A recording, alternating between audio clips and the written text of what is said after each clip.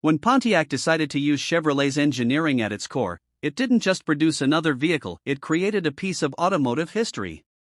Welcome to Classic Collisions, North America Edition. Today, we're highlighting a rare gem, the 1958 Pontiac Parisienne. This specific model rolled out of Canadian factories rather than American ones. Although the original photo might show a US flag in the background, the car itself was built entirely in Canada for both domestic buyers and international export. For those unfamiliar, Pontiacs produced in Canada were notably different from those built in the United States, at least up until the mid-1970s. During that era, Canadian Pontiacs typically combined Pontiac's exterior styling with Chevrolet's underlying mechanical structure. That meant they often used Chevy engines, transmissions, and frames beneath Pontiac-designed bodies. Some even featured powertrains unique to the Canadian lineup, unless you were dealing with medium-duty US trucks. The reasoning behind this hybrid setup was mainly economic. Back then, Pontiac was General Motors' main high-volume brand in the Canadian market, outselling Chevrolet by a significant margin. Due to strict import taxes, trade limitations, and production quotas, it made financial sense to keep manufacturing as local as possible. To streamline costs and simplify logistics, GM decided to share many components with Chevrolet. This approach allowed them to produce cars efficiently while catering specifically to the Canadian market's needs. Back in 1958, the Parisienne stood as Pontiac's premium offering, and as you can tell, it was a truly eye-catching car. Its design closely resembled the American Bonneville, yet it carried its own flair with extra chrome touches, polished stainless detailing, and stylish side moldings, details worth admiring up close. To give you some perspective, Chevrolet cars from that year had a 117.5-inch wheelbase, around 2.5 inches longer than the 1957 models. Pontiacs, however, came in two versions, the shorter Catalina with a 121-inch base and the longer Bonneville at 124 inches. Interestingly, the Parisienne borrowed the Bonneville's side trim and bright accents, but the body structure was actually that of the Catalina. Underneath, it shared the Chevrolet chassis with the 117.5-inch wheelbase, which resulted in the wheels sitting slightly off-center within the arches, a small quirk unique to this model. If you followed my previous analyses, you'll know I'm usually not a big fan of General Motors' 1958 styling direction. Many of that year's Oldsmobile and Buick designs, especially the 1958 Buick Limited, felt overdone, burdened with too much chrome and ornamental metal. Yet, despite sharing some of that flashy aesthetic, the 1958 Pontiac lineup still manages to look elegant and balanced. Among them, the Parisienne stands out as one of the most graceful. One of my favorite touches is the rocket-inspired side streak. It starts at the rear quarter panel and sweeps forward, featuring a crisp white insert bordered with shiny trim that separates it from the rich copper body color. The elongated front end also gives it a distinctive presence, stretching out gracefully to a pointed nose. Just beneath that nose, there's a small Parisienne script emblem, a subtle yet stylish reminder of the car's identity, just as seen on other models of the same series. One interesting detail about the chrome trim on these Canadian Pontiacs, quite similar to their American counterparts, is how it varied across different trim levels. The top-tier Parisienne was the most decorated, featuring small imitation vents behind the front wheels, the trademark rocket-style moldings, and a line of little star emblems along the sculpted side panels. Stepping down to the Laurentian, those 4 fake vents disappeared, though the stars remained, just reduced from 4 at the rear to 3. It was a subtle but visible downgrade, similar to Buick's design philosophy, where higher-end models had 4 portholes while cheaper ones made do with 3. Below that was the Stratochief, which dropped the rocket trim completely but still retained the star accents. At the bottom of the lineup sat the Pathfinder, the entry-level Pontiac for Canada in 1958. Its styling was the simplest of all, no rockets, no stars, and only minimal side trim. Even so, the Pathfinder still carried a clean, attractive look. So, the hierarchy went from the Pathfinder at the base, then the Stratochief, followed by the Laurentian, and finally the luxurious Parisienne at the top. Now, let's focus on another 1958 Parisienne, because the lighting on this particular car really highlights its beautiful front-end design. It manages to look both powerful and graceful at the same time. The front grille is particularly eye-catching, framed by a sleek loop of chrome that adds a sense of precision and sophistication. If you take a closer look, just below the letter C in the Pontiac badge, there's a small emblem sitting on the grille. Interestingly, the earlier model featured a V symbol in that spot, but this one doesn't, and that's because this version is powered by a 6-cylinder engine. In Canada, Pontiac offered a 261 cubic inch inline-six engine, an option not available in the US unless you were buying a medium-duty truck. American Chevrolets of that era were equipped with the smaller 235 cubic inch version. So, in essence, this Canadian model came with a larger, more robust version of that same power plant, and it was standard for Pontiacs sold north of the border during this period. Take a look at the grille itself. It stretches across the entire front, giving the car a wide, dominant stance. The 4 headlights are another distinctive feature. 1958 was actually the first year when quad headlight setups were approved across all 50 US states, which explains why you don't see them often on 1957 cars. Some 57 models, like a few Chryslers, offered both dual and quad setups depending on local regulations at the time.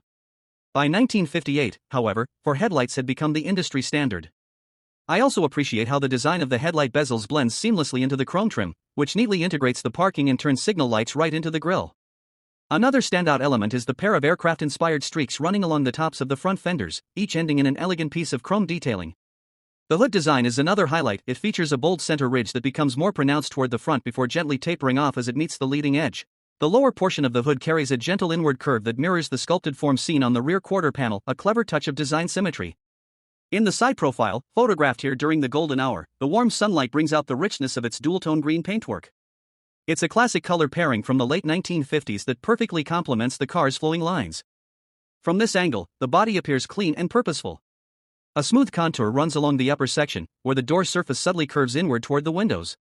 Beneath it, the scalloped depression adds a layer of depth and visual interest.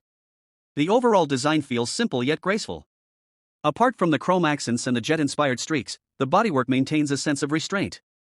If you imagine it without those embellishments, the form itself remains sleek and minimal, which is exactly why the bright trim stands out so effectively. It adds just the right touch of flash to an otherwise refined silhouette. Being a product of the late 50s, it naturally features that iconic wraparound windshield, complemented by a rounded rear window and a smoothly arched roofline that unites the whole shape beautifully.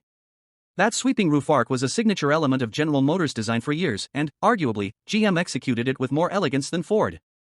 Ford often favored the traditional 3-box layout, engine, cabin, trunk, whereas GM softened the profile with a gentle curve. On this Pontiac, the effect is especially noticeable. What's particularly interesting is how the designers chose to interrupt the roofline midway through the C-pillar instead of letting the paint and chrome continue straight back into the rear section. This break adds a touch of sophistication and character, a small but memorable design choice. Before turning our attention back to the 348-powered version, let's take a moment to examine the engine bay of the 6-cylinder model. Under the hood lies a 261 cubic inch inline-six engine proudly displaying the Pontiac name on its valve cover. In those days, this engine was exclusive to Canadian Pontiacs. Unlike the 235 cubic inch unit used in American Chevrolets, this 261 shared much with the medium-duty truck engines south of the border. It's a strong, torque-rich motor. I actually run one in my own 1959 Parisienne. While it's far from quick by modern standards, 0 to 60 miles per hour in roughly 18 to 19 seconds, it delivers smooth, confident acceleration in pairs with the familiar Powerglide automatic transmission also found in Chevrolets of the era. Interestingly, in Canada, people never say Chevy, it's simply Chev. Now, shifting focus back to the other car, observe the rear design. Chrome details dominate the bumper, taillight surrounds, reverse lamps, and the bold Pontiac lettering across the deck lid. Large chrome strips extend along the trunk, likely inspired by Pontiac's earlier silver streak motif. Up above, a decorative faux air vent adorns the roof, a stylistic nod borrowed from the 1958 Impala. GM's designers clearly had a soft spot for this styling element, using it across several of their vehicles. Interestingly, on the Impala, it was originally designed to work as a functional vent. However, testing showed that instead of pushing air out, it actually directed it back into the cabin. Because of that, the opening was sealed and repurposed as a decorative trim feature instead. Now, if you're wondering about the location of the fuel filler on this car, it's not hidden behind the license plate like on some other models. The plate itself is simply recessed into the bumper as part of the overall styling. In fact, the gas cap is cleverly concealed behind the driver's side reverse light. The light swings outward to reveal the filler neck, a brilliant little touch unique to these 1958 Pontiacs. Cars from that era often featured similar hidden fuel fillers, tucked behind taillights, trim pieces, or plates, to maintain smooth uninterrupted body lines. Pontiac's execution here is especially clean, you'd never spot it unless someone showed you. From the rear, the design carries a clear sense of symmetry that complements the front end beautifully. The 4 headlights up front are balanced by 4 matching taillights at the back, each framed by chrome bezels. Just below sit the reverse lamps, and under the bumper, a pair of exhaust tips complete the look. Although the real exhaust exits beneath the bumper, the design cleverly gives the illusion that the pipes pass straight through it, a popular styling trend of the late 50s. The trunk lid continues the theme of vertical chrome accents, echoing Pontiac's earlier Silver Streak design language from previous decades. It's a tasteful modern reimagining of a classic brand identity, giving the rear a refined, confident character. Inside, being the high-end Parisienne model, the cabin is trimmed with generous amounts of bright metal and elegant detailing. The door panels feature polished metal highlights that align perfectly with the dashboard trim, an early attempt at creating a flowing, unified interior design. This approach would later become popular again in the 90s and 2000s, but Pontiac was already exploring that cohesive look decades earlier. The white and copper color scheme inside perfectly complements the exterior styling. And if you take a closer look at the accelerator and brake pedals, you'll notice they're actually Chevrolet components, another reminder of the mechanical kinship between Pontiac and Chevrolet in Canada. The cabin's design showcases an exceptional sense of continuity and balance. The horizontal contours on the door panels extend gracefully toward the rear, creating a unified connection between the front and back of the interior. These flowing lines are echoed in the seat stitching and armrest details, giving the entire space a cohesive and refined appearance. It's a subtle yet sophisticated approach that also reflects the car's exterior styling, particularly in the sleek horizontal accents seen on the rear deck lid. Examining the dashboard more closely, this model boasts one of the most stylish instrument panels of its era. The circular gauges are positioned beneath a gently arched hood, blending curves and straight lines in a design that feels both practical and artistic. Generous use of chrome and polished trim adds a touch of luxury, giving the cabin a brilliant, jewel-like look that few contemporaries could rival. Looking closer, you'll notice the power glide gear indicator with the classic PRNDL layout, evidence that this particular Pontiac is equipped with the power glide automatic transmission rather than the hygromatic unit used in US models. In Canada, Pontiac offered little else in the way of automatics, but that decision made sense. The heavy-duty cast-iron power glide was famous for its durability, smooth performance, and long-lasting reliability. Anyone familiar with this transmission will recall its distinctive soft hum when idling in park or neutral, a small but charming trait of its character.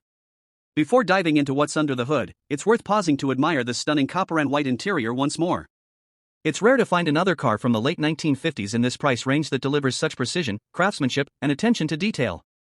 The Parisienne truly exemplifies refinement for its time, a masterpiece of design that's as delightful to admire today as it was back then. Now, let's get to the heart of the car, its engine. Powering this Pontiac is Chevrolet's 348 cubic inch V8, introduced in 1958 as the first of Chevy's big block engines, an engine family that would later evolve into the iconic 409. In that year, the 348 was the most powerful engine option available in both the Pontiac Parisienne and Chevrolet's American lineup. Canadian Pontiacs began with a 261 cubic inch inline-six as standard, while higher trims offered the 283 V8, available with either a 2-barrel or 4-barrel carburetor. At the top of the range, this 348 cubic inch V8 engine was available in two main configurations, one using a single 4-barrel carburetor and another fitted with a trio of 2-barrel units. The model shown here comes with the single 4-barrel setup, delivering around 250 horsepower. The 348 was known for several interesting design touches, such as its scalloped valve covers, a result of the engine's distinctive offset valve layout. The valves were arranged in a staggered vertical pattern to keep the engine block's overall height lower, allowing engineers more flexibility when installing it across different models. This gave the motor its instantly recognizable look. In Canada, this engine was a rare sight in Pontiacs, mainly because of the higher fuel prices at the time. Canadian customers generally favored smaller, more efficient engines, which is why 6-cylinder power plants were standard equipment, something not commonly seen in American Pontiacs. Because of that, discovering one of these big block Canadian Pontiacs today is quite unusual. For comparison, my own 1970 Impala came from the factory with a 454 big block engine. From what I've gathered, only about 40 of those were sold new in Canada, making them especially rare. So, after checking out this stunning 1958 Pontiac Parisienne and its unique backstory, what do you think about these Canadian Pontiacs from the 50s?